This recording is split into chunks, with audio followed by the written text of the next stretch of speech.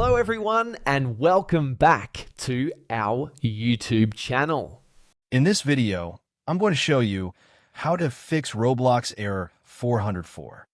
First, we'll start with something very simple yet powerful.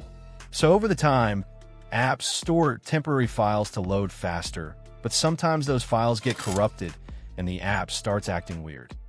To resolve this issue, we will first head over to our device settings. From here, scroll down and tap on General. Once you're in the General Settings tab, look for iPhone Storage option and tap on it. Over here, you can either search for the app or you can scroll down and look for it. Then tap on the app. On the next screen, you need to tap on the Offload app option. A confirmation pop-up will come up. Now tap on the Offload app option here. It'll take a bit for processing, and then a reinstall button will show up. Simply tap on it to reinstall the app. This should resolve the issue, but if it doesn't, then you need to check if the app is running an older version. Head over to App Store. From here, double tap on this search icon in the bottom right corner, and then search for the app.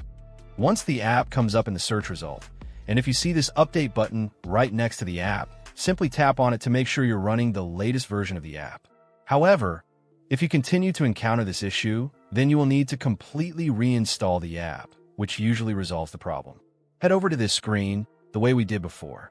And over here, tap on the Delete App option here to uninstall the app from your device. A confirmation pop-up will come up. Now tap on the Delete option here.